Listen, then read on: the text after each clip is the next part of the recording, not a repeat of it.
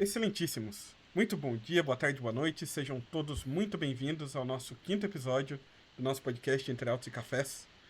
O objetivo de hoje é cobrir os temas mais cobrados em direito constitucional na primeira fase da OAB, explicando conceitos essenciais: controle de constitucionalidade, competências, remédios constitucionais e direitos fundamentais e como a FGV costuma cobrar. Por isso, pegue seu café e venha nos acompanhar. Isso aí, sejam todos bem-vindos a mais esse episódio. Então, agora a gente começa a tratar sobre os temas, né, aqueles grandes blocos que a gente já havia comentado já, né, nos episódios anteriores. E esse primeiro bloco vai ser o de direito público. Então, a gente vai começar com direito constitucional. Então, a gente vai passar aqui para vocês alguns tópicos que vêm caindo na prova e como que você pode entender os conceitos, às vezes o que a banca gosta de cobrar, como que ela gosta de confundir. Então, aproveitem o episódio de hoje. E a ideia daqui é sair com um mapa de controle de constitucionalidade, de competências, dos remédios constitucionais e dos direitos fundamentais. É claro que se não der tempo, a gente vai dividir em dois blocos, né? Mas a gente está tentando fazer aí dentro daqueles 40 minutos, que é para você poder ouvir ali naquela sua caminhada, quando está na esteira, quando está indo para o serviço, quando está voltando, indo para a faculdade. Então, para tentar fazer o melhor para vocês, aproveite o episódio de hoje. Então, o nosso objetivo hoje é explicar o conceito, mostrar que você tem que tomar mais cuidado na hora de estudar e fazer sua prova e fechar com checklist de revisão, tá bom? Exatamente. Como que a banca cobra, né, o direito constitucional? Via de regra, ela vai trazer ali um caso, vai tratar ali sobre um determinado tema e perguntar qual que é o instrumento correto acerca daquele tema ali que ela está trazendo. Pode trazer, às vezes, uma competência, um efeito jurídico, uma forma, uma finalidade. Então, tudo isso você tem que tomar cuidado na hora de resolver a questão. O erro comum é tentar resolver a questão por intuição. Então, não, você tem que identificar qual que é o ponto central ali da questão e daí lembrar qual artigo que responde aquilo que a questão está pedindo. Em constitucional, muitas questões são de encaixe. É encaixar o caso, aquele caso concreto, aquela questão, aquele caso que a questão está debatendo, a um tema específico e eliminar as alternativas. Aqui o segredo acho que é mais ir por eliminação. Por eliminação você consegue ter um bom controle da sua prova de constitucional, tá? Exatamente. Então, como a gente falou, a gente vai tratar o primeiro tema aqui de direito constitucional, que eu acho que é interessante, que cai muito e que gera muita dúvida, né, em quem está estudando, que é o controle de constitucionalidade.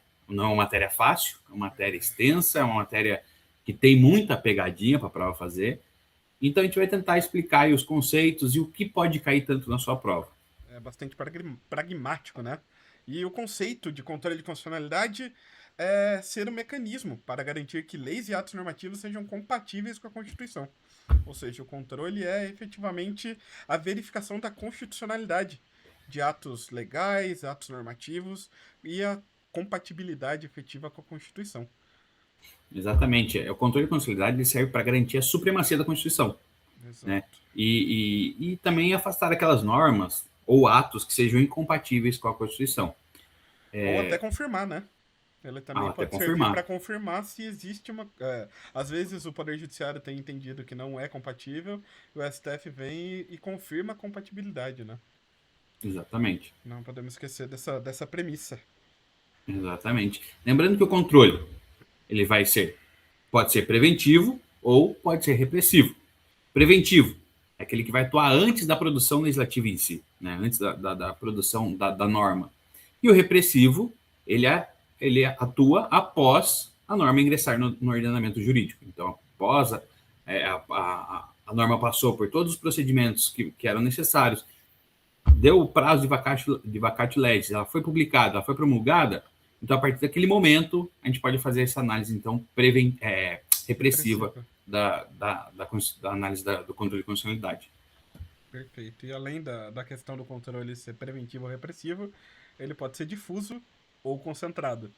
No controle difuso, qualquer juiz ou tribunal pode fazer.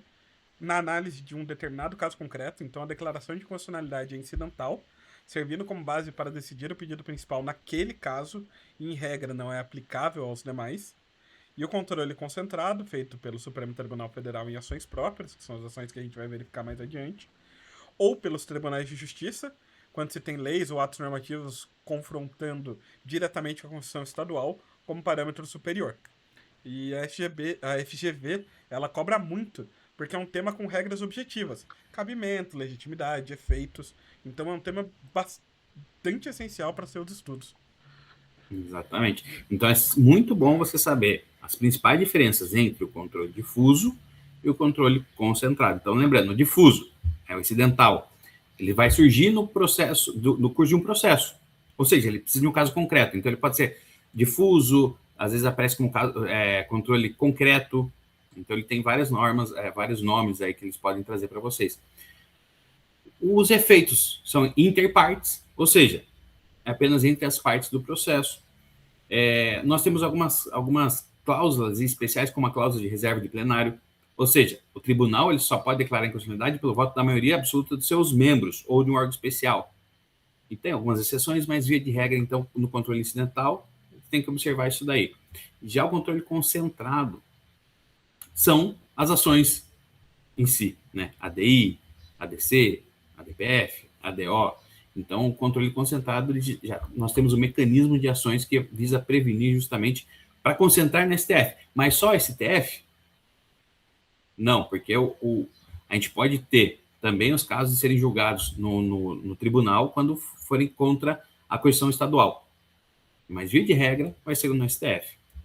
Exato. E a banca normalmente, nesse ponto, costuma perguntar qual ação cabe, qual é o efeito da decisão. Então, vale um estudo bem aprofundado e bem direcionado para quadro comparativo, onde tramita, quem julga, o que ataca e os efeitos. Acho que um quadro comparativo com esses 4 pontos já ajuda bastante seus estudos e te traz um maior controle aí para você poder buscar na prova. Exatamente. Eu acho que é muito interessante a gente montar justamente a hora que está lendo ali, já ir montando isso daí, né? Qual que vai um caso do difuso, do concentrado, quem que pode julgar, o que eu posso ver ali em cada tipo de competência. Então, tudo isso é interessante a hora que a gente está montando, já montar esse quadro de estudo. Exato, esse quadro comparativo até para uma visualização mais rápida, né? Sim, até para auxiliar aí na hora de você também fazer exercícios, até para você poder bater ali o olho rapidamente. Então, aqui eu acho que é interessante a gente trazer as ações específicas, né? As ações em si. ADI, ADC, ADPF, ADO. Então, você quer Perfeito. começar? Vou começar pela clássica, acho que aqui todo mundo conhece, ação direta de inconstitucionalidade, famosa ADI, que o ChatGPT às vezes chama de DI só. Ele não interpreta muito bem o A da ação. Ah, Ela não questiona a sabia lei. dessa. Direto você vê um DI nas legendas, nas transcrições e o próprio chat. Acho bem engraçado para quem usa o chat GPT para estudo. É uma ótima ferramenta, mas precisa ser validado.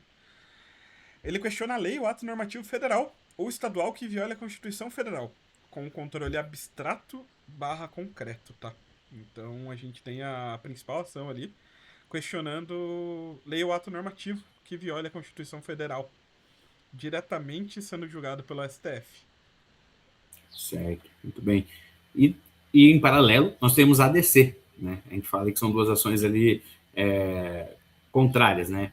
Porque às vezes a ADI ela pode ter o efeito da ADC, a ADC pode ter o efeito da ADI, né? A ADC é a ação declaratória de constitucionalidade. Ele vai visar o quê? Ele visa confirmar a constitucionalidade de uma lei ou de um ato normativo federal quando tem uma controvérsia jurídica. Então, tem uma controvérsia judicial ali dentro de um determinado tema, que seja, né, ligado à Constituição, então vai para o STF por meio de ADC, e ele vai analisar, então, qual que é a interpretação ali que conforme a Constituição ali da lei ou daquele ato normativo federal. E a ideia da dualidade, né, dessas ações é justamente porque a improcedência tecnicamente resulta no julgamento favorável da outra parte, né? Se você tem uma ADI sendo julgada improcedente, tecnicamente aquela norma, aquela lei, ela é constitucional. E se a ADC é julgada improcedente, tecnicamente ela vai ser declarada inconstitucional, por isso esse caráter dual, né, das duas ações. Eu vou Exatamente. para falar da DPF, que possui um caráter subsidiário, sendo cabível quando não houver outro meio eficaz para sanar a lesividade a preceitos fundamentais. Muito cobrado em hipóteses específicas, quando a banca discute a adequação da via. Então, ficar de olho, a DPF é bastante específica. Aqui a gente está tratando não de lei ou ato normativo, mas de preceitos fundamentais. São conceitos que a banca tende a trabalhar ali para trazer uma efetiva confusão, né? Inclusive Exatamente. para análise. E lembrar também que a DPF ela é uma ação meio que residual. Então, se não couber ADI, ADC ou uma ADO, aí poderia ser o caso de uma DPF. Então, ela não é usada quando a via adequada não for uma ADI, uma ADC ou uma ADO. Perfeito. E, por fim, a ADO, né, ação direta de inconstitucionalidade por omissão, ela vai combater uma omissão inconstitucional do poder competente que deveria editar ali a norma específica. A FGV ela gosta de confundir o mandado de injunção com a ADO. Então sempre tem que tomar cuidado qual que vai ser o caso para caso concreto ele dá uma ADO e o caso concreto de um MI. E a mesma coisa também de ADPF e ADI, né? Às vezes ela Também. apresenta uma norma ou um preceito fundamental e tenta te confundir falando da possibilidade de conhecimento da outra ação. Exatamente. Então tem que tomar sempre muito cuidado com as questões na hora da prova. Acho que é Perfeito. interessante a gente trazer só a diferença entre o ADO e o MI. Perfeito. Acho que mandado de injunção, né, o MI, é um instrumento voltado para o controle concreto de constitucionalidade. Ele deve ser necessariamente utilizado sempre que a falta de uma norma regulamentadora torne inviável o exercício de direitos e liberdades constitucionais e das prerrogativas inerentes à nacionalidade, à soberania e à cidadania.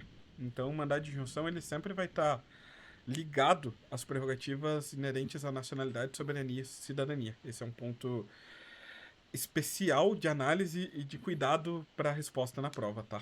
Uhum. Exatamente. A gente viu aí que você falou que a MI é voltado para o controle concreto, né? Um caso concreto. Caso Já a concreto. ADO, ela vai ser um caso abstrato e concentrado, ou seja, vai lá para o STF, né, de constitucionalidade. É utilizado, então, para tornar efetiva uma norma constitucional que está sendo desrespeitada por uma omissão legislativa. Então, aí tem uma diferença. Lá é a falta de uma norma que torna inviável o exercício de direitos e liberdades. Né? Aqui é a falta de uma omissão legislativa em si. Né? Nós temos uma omissão legislativa.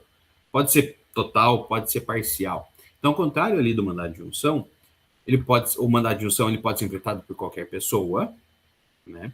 Já a ação ADO, ela só pode ser empreitada pelos legitimados ativos, que estão previstos lá no artigo 103 da Constituição, que daí a gente vai também tratar mais para frente. Eu acho que cabe até a gente falar um pouquinho dos legitimados. Eles são importantes, né? Acho que de todas as ações é onde mais dói a turma para decorar. Eu mesmo confesso que não sei todos de cabeça. Acho que é inviável a gente conhecer todos de cabeça, apesar que não duvido que você conheça.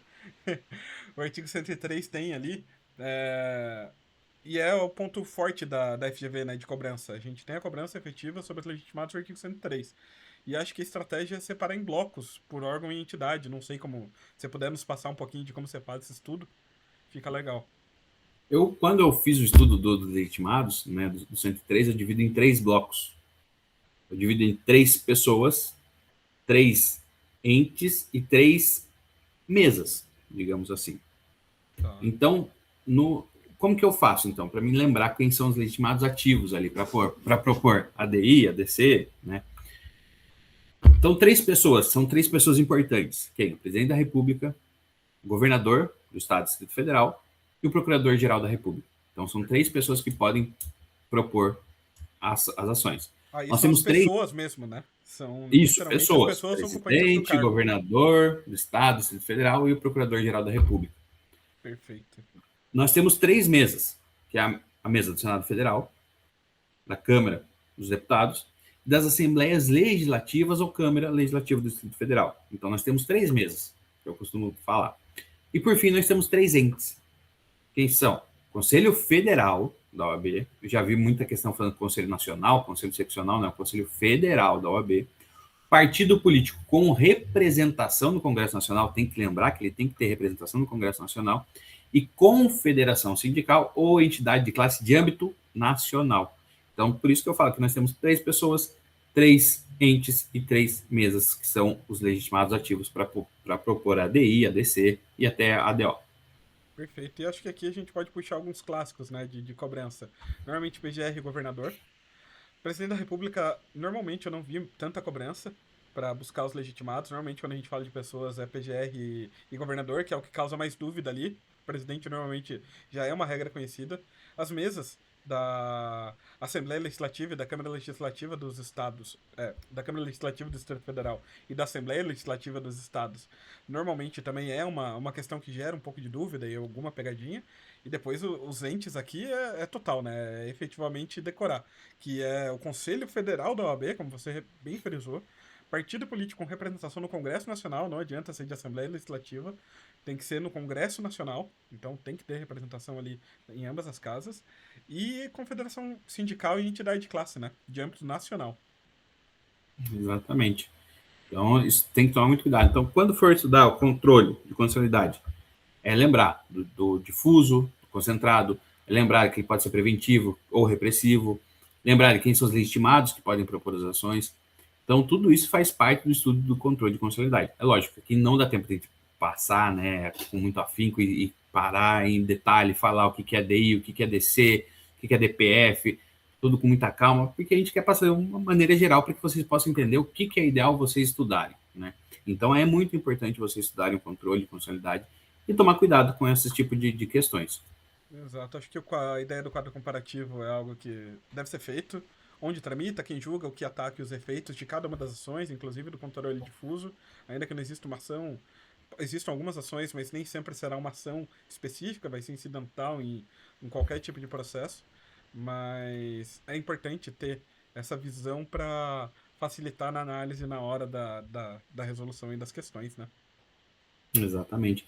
Eu acho que agora um outro tema também que é importante que a gente tratar é das competências constitucionais, que também é um tema que é bem recorrente, que cobra, e quando cobra você tem que prestar muita atenção, porque ele vai trazer, às vezes, um conceito de um ato administrativo e confunde você com um ato legislativo, então você tem que tomar muito cuidado com isso.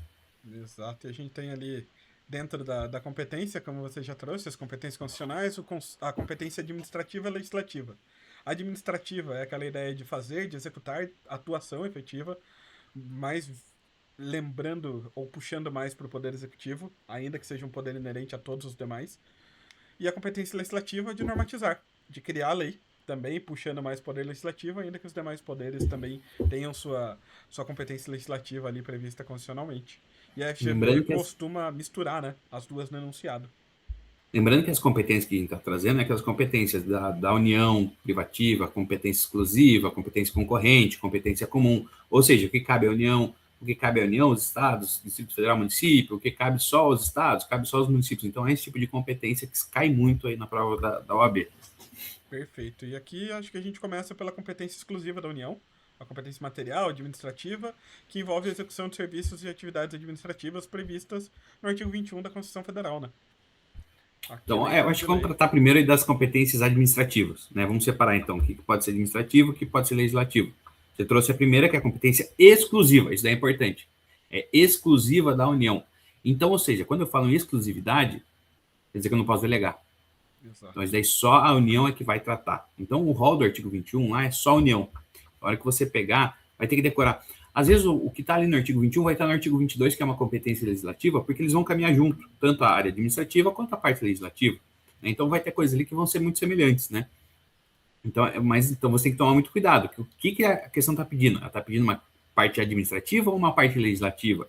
A competência exclusiva, daí a gente vai ver que o artigo 22 ele fala da privativa.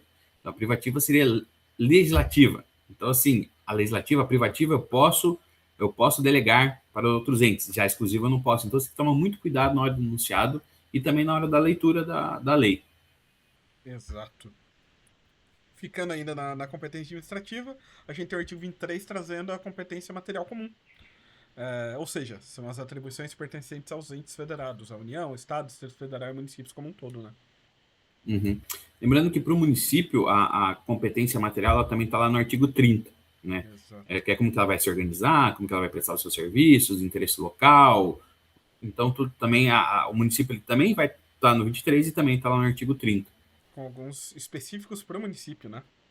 Algumas Exatamente. questões específicas ao município. O artigo 22, por sua vez, trata da competência legislativa privativa da União. Aqui a gente sai do administrativo e vai para a legislativa. Então, temas que apenas a União pode legislar para garantir uniformidade nacional, como direito civil, penal, trânsito, telecomunicações. Então, são temas exclusivos da União, né?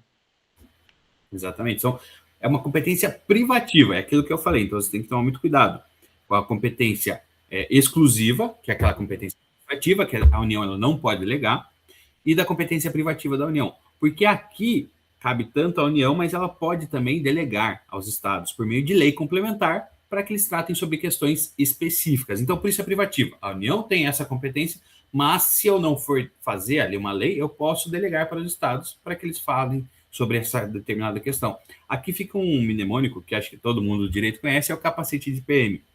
Ele vai tratar de civil, agrário, penal, eleitoral, transporte. Então ele tem ali um mnemônico que muitos usam, que é o capacete de PM, que para lembrar aí de quais são as competências privativas da União. Perfeito. E aqui, lembrando, admite-se a complementação para questões específicas pelos estados, municípios, mas tem que ser através de lei complementar e com as definições trazidas na lei, né? Não é qualquer tema que pode ser tratado. E o artigo 24 trata da competência legislativa concorrente. Permite que a União, os Estados e o Distrito Federal legislem sobre o mesmo tema, como direito tributário, financeiro, proteção ao consumidor. A União limita-se aqui nesse ponto a editar só normas gerais, enquanto os Estados e o Distrito Federal exercem competência suplementar, né? Exatamente. Aí entra uma questão. Ah, mas e se a União ela não editar uma norma geral? Os estados eles podem editar as normas deles e depois o que vier, se a União vier editar uma norma, aquilo que não for incompatível com a norma da União continua valendo. Então, se for incompatível, ela não vai ter mais validade, mas se for compatível, continua existindo aquela lei que já foi promulgada antes pelos estados. Aqui também nós temos um mnemônico que é o PUFETO. Então, lembre-se, na hora urbanístico, financeiro, acho que tributário, orçamentário, alguma coisa assim. Então, mas também tem esse mnemônico PUFETO também, que é utilizado também para quem quer decorar algumas questões do artigo 24, que é a competência legislativa concorrente. Então, acho que um resumo rápido aqui: a União tem como competência legislativa privativa as matérias trazidas no artigo 22, devem necessariamente ser tratadas pela União, podendo ser delegadas aos estados por meio de lei complementar para questões específicas. Então, a lei tem que definir os limites, inclusive, da atuação estadual. A concorrente do artigo 24, a União ela vai editar normas gerais, Código de Defesa do Consumidor, Código Tributário Nacional, e os estados e o Distrito Federal vão ter possibilidade de suplementarem a legislação. O município vai ter, dentro do artigo 30, a possibilidade de suplementação mais legislação sobre interesse local. Então também é uma forma de uma legislativa, uma questão legislativa, uma competência legislativa exclusiva dos municípios para legislar sobre interesse local. E a residual dos estados prevista ali no artigo 25, parágrafo 1º. Lembrando que os estados ali, eles falam assim, ó, geralmente, se a União não fez nem o município, então daí o estado que pode regulamentar ali por lei. Perfeito. Então, o resíduo sobra para o estado, né? Exatamente. Aqui também acho que é interessante trazer um pouquinho sobre intervenção, que geralmente quando cai, ela é bem pesada, é uma parte mais chata, então acho que é interessante trazer um tópico aqui de intervenção, né, também para vocês. O que é intervenção? Ela é uma medida excepcional e temporária que uma entidade federativa ela vai ingressar no negócio das outras. Então, ela vai interferir ali, por isso que é o nome de intervenção, ela vai interferir ali no outro ente, né? Abalando, então, a repartição normal de competências para o quê? Para restabelecer o equilíbrio e a ordem constitucional. Ela é considerada um ato político e deve ser autorizada também ali pela Constituição de 88. Perfeito. A gente tem dentro da intervenção alguns princípios regentes. Ela é norteada, em regra, por 4 princípios fundamentais: a excepcionalidade ou não intervenção. A regra é a autonomia dos entes. A intervenção só ocorre em casos expressos e taxativos. Ela tem a necessidade, deve haver motivos comprovados que a justifiquem, então não é por qualquer motivo. Ela tem que ser temporária, então tem a temporariedade, que a medida nunca é definitiva. E tem as formalidades, né? O princípio da formalidade, a decretação e a implementação devem seguir formalidades legais rígidas, até para respeito do princípio geral da separação, né? Exatamente, não é sempre que eu posso fazer intervenção. Tem um casos específicos lá que a lei trata, que vou poder fazer a intervenção. Mas como que funciona a intervenção? Via de regra, a intervenção é realizada pela União, nos estados, no Distrito Federal, ou em municípios situados em território federal. Então, lembrando, a União só vai poder intervir em estados, Distrito Federal ou municípios que estejam situados em território federal. Em território federal hoje? Não. Então, Não. não pode atuar em município, né? Então, ficaria mais estado ou Distrito Federal. E os estados, por sua vez, vão realizar as Estados, intervenções em eles seus podem respectivos municípios. em seus respectivos municípios. Então, a intervenção ela não pode ocorrer, então, na união dentro de um município. Por quê? Porque vai ser o estado que vai ser dentro do município, certo? Exato. E acho que os motivos autorizadores, os principais motivos autorizadores que a gente tem é a defesa do Estado, manter a integridade nacional e repelir a invasão estrangeira, exclusivo da União. Esse ponto é só a União quem pode fazer. Uhum. A defesa do princípio federativo, repelir a invasão de um ente em outro, então o Estado não pode necessariamente invadir outro Estado. A gente tem a defesa Exatamente. do princípio da federação. A defesa das finanças, que eu acho que é o caso mais próximo do que a gente pode ver ocorrer, que é caso de suspensão de pagamento de dívida fundada ou falta de repasse de verbas obrigatórias. Então, se o Estado deixar de pagar um débito para a União, uma dívida fundada, ou deixar de fazer algum repasse obrigatório, a possibilidade de intervenção da União para a retomada ali da questão financeira do Estado. E a defesa da ordem constitucional, que é garantir o livre exercício dos poderes, prover a execução da lei ou ordem judicial e assegurar a observância dos princípios constitucionais sensíveis, como direitos humanos, autonomia municipal, prestação de contas, entre tantos outros. Exatamente. Intervenção é um tema que tem muito debate. Intervenção ela é muito extenso, tem muito o que a gente poderia falar aqui, mas novamente, né, a gente vai tentar trazer para vocês aqui o que vocês devem tomar cuidado. Intervenção, a gente acredita que é um caso que às vezes aparece na sua prova, mas quando aparece derruba muita gente, porque não é muito comum a gente estar estudando. Então, a gente trouxe aqui para vocês como um adendo aí para vocês estudarem na hora que estiverem estudando, para colocar também um pouco de intervenção. Perfeito. Acho que abrindo agora um terceiro bloco aqui hoje, remédios constitucionais. Acho que os remédios constitucionais, os queridinhos da galera, pessoal que vai fazer constitucional, administrativo, tributário, segunda fase da OAB, é de estudo obrigatório. São os remédios constitucionais e inconstitucional que mais vão cair. Tributário, existe a previsão de alguns remédios constitucionais, penal também, tem alguns remédios constitucionais que são utilizados e assim sucessivamente dentro de todos os ramos do direito, mas para quem vai fazer a segunda fase de constitucional é matéria obrigatória, né? Essencial, essencial. E o que são os remédios constitucionais? Eles são instrumentos jurídicos, previstos ali na Constituição e destinados a assegurar o exercício de direitos fundamentais ou repará-los prontamente, né? Então, caso ocorra ali alguma violação. Eles são considerados uma espécie do gênero garantias fundamentais, certo? Então, nós temos os remédios habeas corpus, mandado de segurança coletivo, né?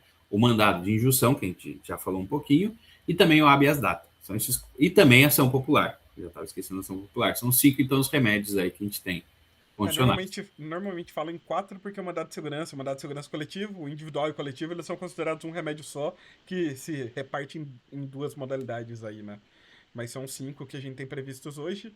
Acho que começando pelo HC, habeas corpus, mais utilizado aí em direito penal, porque ele destina a evitar ou reparar lesão à liberdade de locomoção, o direito de ir e vir, ocorridas por ilegalidade ou abuso de poder. Então, prisão errada, uma prisão ilegal, uma prisão com abuso, normalmente vai ser discutida ali por HC, né?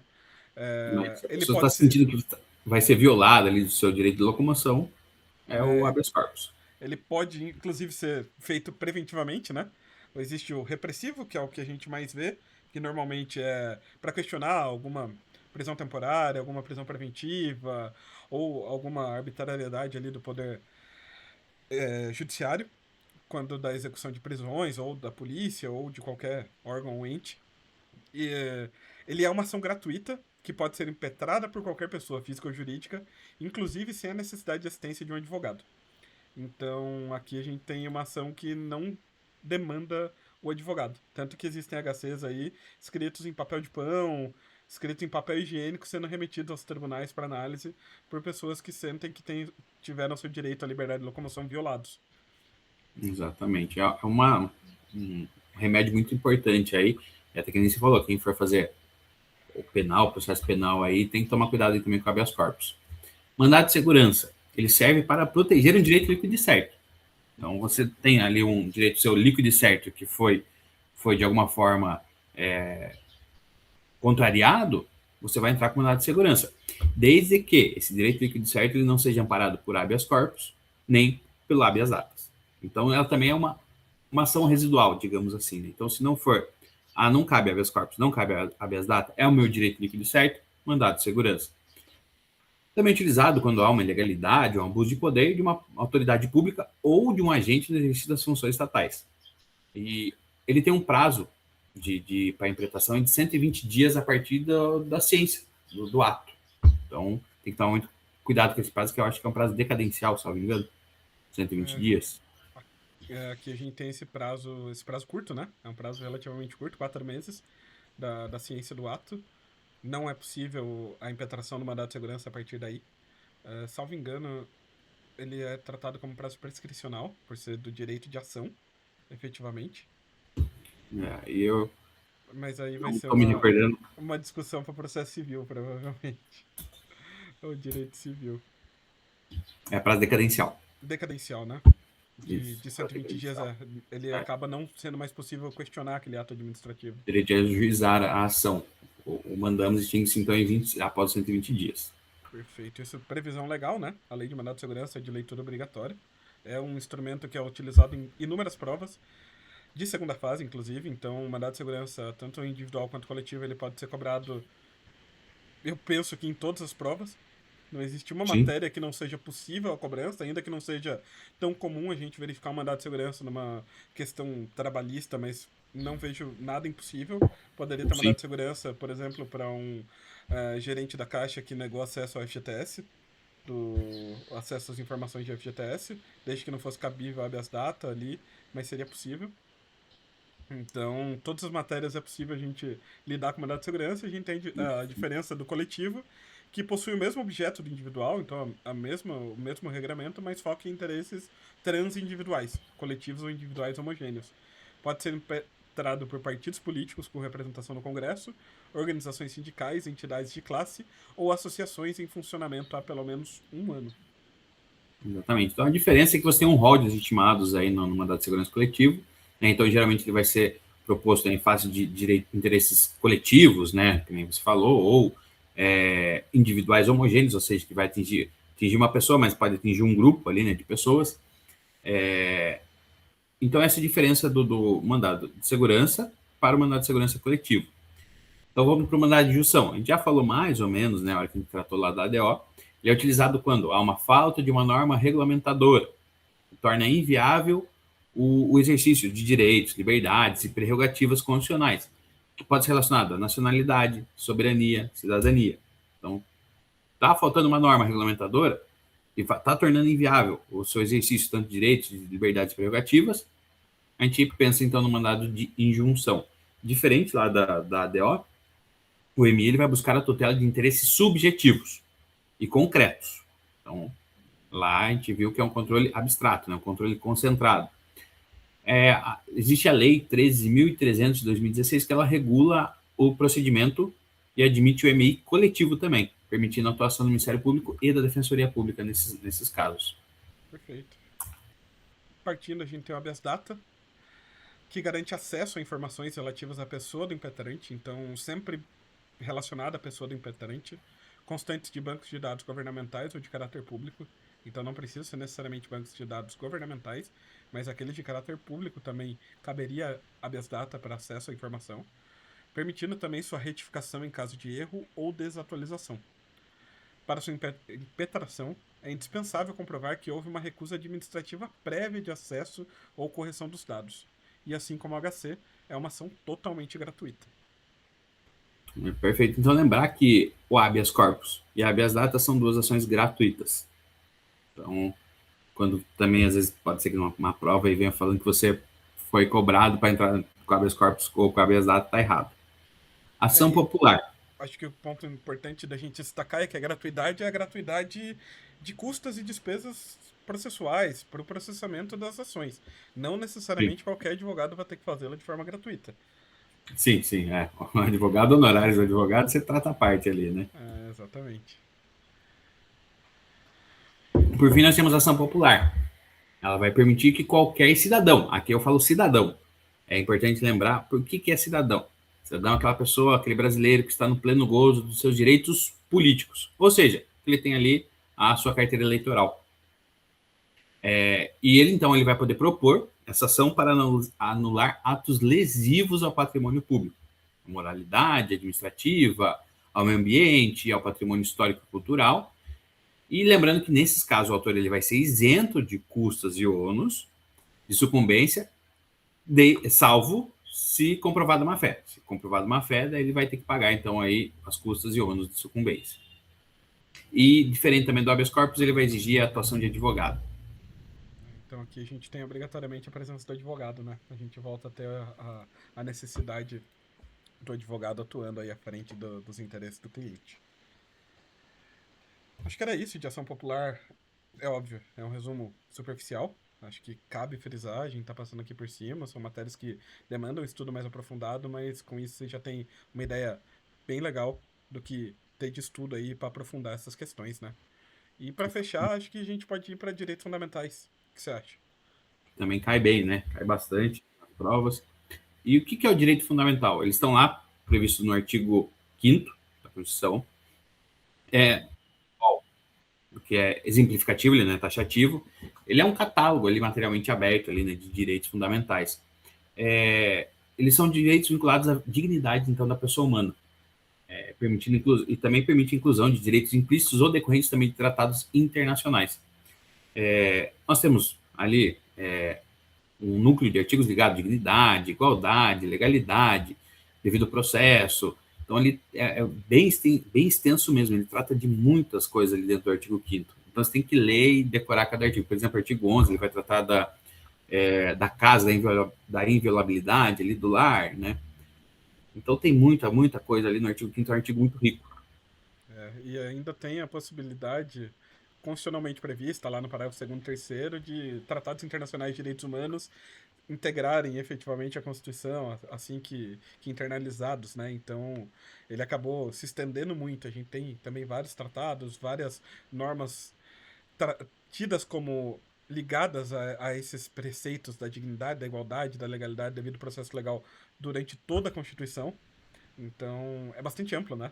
É um catálogo materialmente aberto, como você bem trouxe, que não é taxativo e que está previsto em toda a Constituição e em outras legislações, aí, em outros atos normativos que são internalizados aqui no país, né? E Exatamente. eles são destinados hoje aos brasileiros, né? Natos naturalizados e aos estrangeiros, inclusive turistas não residentes, conforme jurisprudência do STF. Aqui a gente está tratando de pessoa, né? De dignidade. Então, acho que nada mais justo que a proteção da dignidade seja para todos. Aqui Sim. a busca é a proteção do ser humano, necessariamente, e também as pessoas jurídicas podem usufruir de eventuais direitos, desde que compatíveis com sua natureza, como direito à honra objetiva, ao devido processo legal, mas não dá pra gente imaginar que a pessoa jurídica vai ter uma honra subjetiva ali protegida, porque ela não sente, né? Exatamente. E aqui é importante a gente trazer aqui um aspecto aqui mais de aplicação aí dos direitos fundamentais. E a CF, a Constituição, ela estabelece que as normas de direitos fundamentais elas têm aplicação imediata, ou seja, ela já gera uma presunção relativa de eficácia, plena ou contida, né?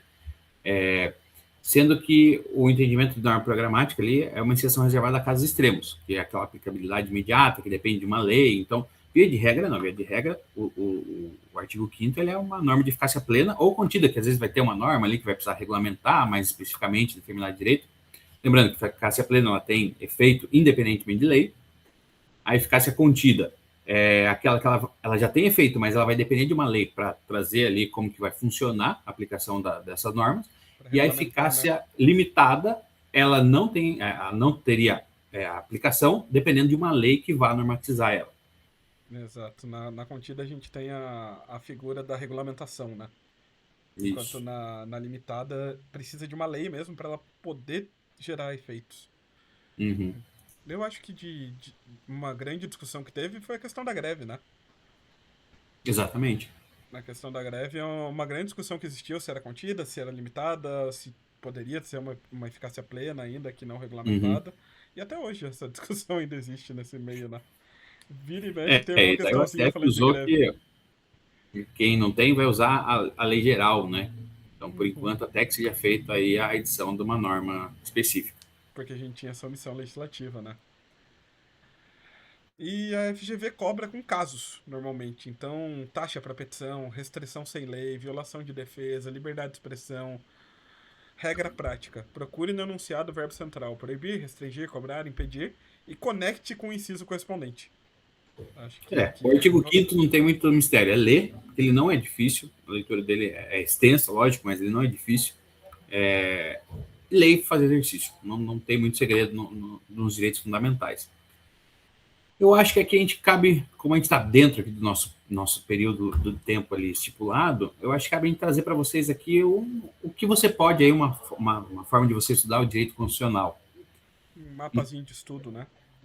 Exatamente. Como que você recomendaria, então, um estudo aí de direito constitucional? Olha, eu pegaria para estudar com bastante afinco o controle de constitucionalidade, difuso, concentrado e as ações específicas, ADI, ADC, ADPF e ADO. Mais o artigo 103, o artigo dos legitimados, né? Acho que aqui é de extrema importância.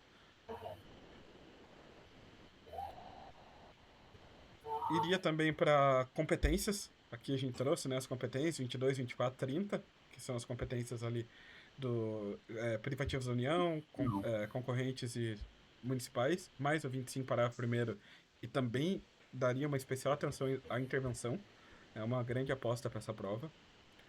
Iria para os remédios constitucionais, cabimento, mais requisito derrubador ali. É uma boa estratégia de estudo. E focaria também bastante nos direitos fundamentais. Os tópicos que a gente trouxe aqui são bastante importantes. O artigo 5º de forma aplicada. Onde ele Exatamente. pode, o que não pode, e aqui é questão. É trabalhar em cima de questão, verificar como a FGV tem cobrado. Nos últimos 10 exames, muito provavelmente, todas essas matérias caíram. Então, nos últimos Uhum. 5 exames, provavelmente todas essas matérias caíram, não precisa nem ir tão longe. Então, tem uma cobrança recorrente, né?